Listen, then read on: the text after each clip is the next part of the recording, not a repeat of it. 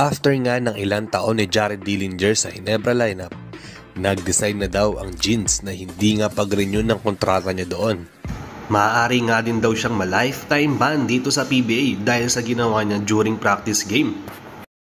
Hindi na nga siguro nagugustuhan ng management ang inaasal ni Dillinger. At Gabe Norwood, planong tuparin ang pangarap niyang pagdaro sa Barangay Ginebra. May chance nga ba itong mangyari mga ka-O Sports? Yan ang topic natin sa video na ito.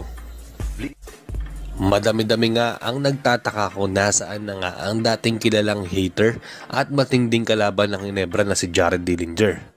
Bigla na lang kasing nawala sa eksena ang pamatay sunog lagi kapag kalaban niya ang Gins. Dahil simula nung nalipat nga siya sa Ginebra ay hindi na nga siya ganong karamdam masyado at hindi na ganong kataas ang playing time na nakukuha niya. Nung nakuha kasi siya way back 2019 nung natupad nga ang free agent, may injury pa si Dillinger nun at given nga yung pagiging hindi niya pag-active sa lineup kasi nga nagre-recover pa siya sa kanyang injury. Pero nung nakalipas nga na taon, napansin ng Ginebra management na hindi na nga nag-i-improve yung injury niya dati. At isang reason nga daw yon kaya nga hindi na masyado nagagamit at hindi ganun kataas ang playing time niya na parang walang improvement sa injury niya. Siguro naiilang siya.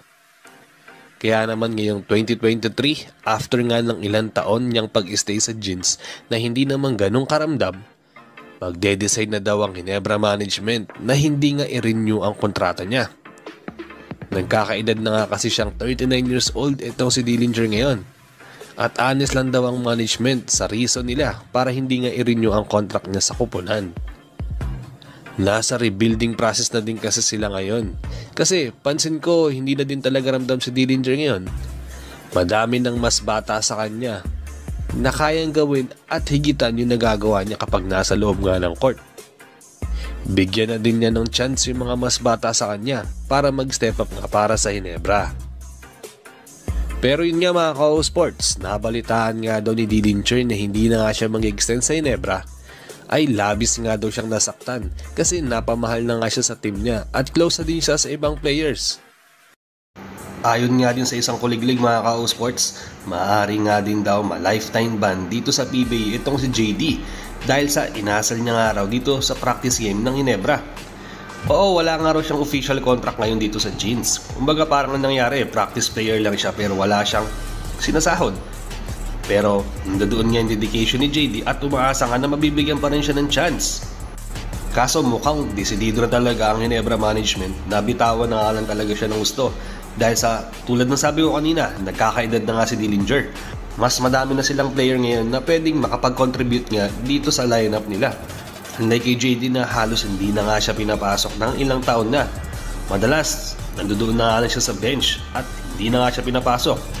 Kuminsan nga, hindi na nga siya naka-uniform, nandoon na lang siya para sumuporta.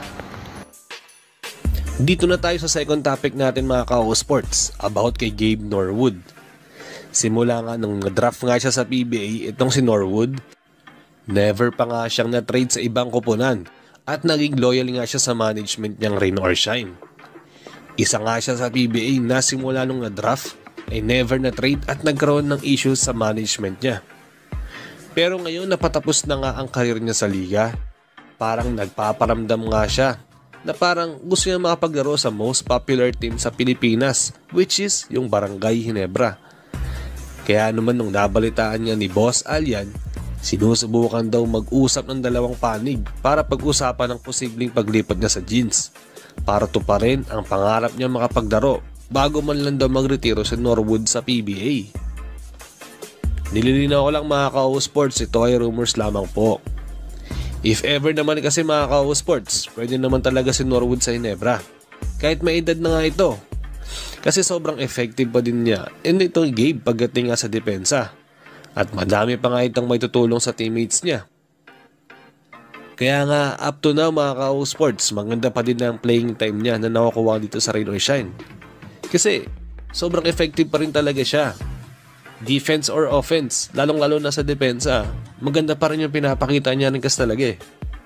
At nakikita naman yung for sure ng mga viewers nga ng PBA. Pero yun nga, binabalak na din pala nito ni Norwood na mag-move on nga dito sa Rain or Shine. Kasi alam niyang papalapit na nga rin talaga ang karir niya nito ni Norwood sa PBA. At darating na nga yung time na magre-retiro na siya. Kayo ba mga ka-sports? Sa tingin niyo ba? Bagay ba yung playing style ni Norwood pagdating nga sa Ginebra? Or dapat ibigay na lang niya yung spot niya sa ibang mas batang player? Mag-comment lang kayo sa baba. Hanggang dito na lang muna tayo sa video na to at mag-ingat kayo palagi. Bye-bye!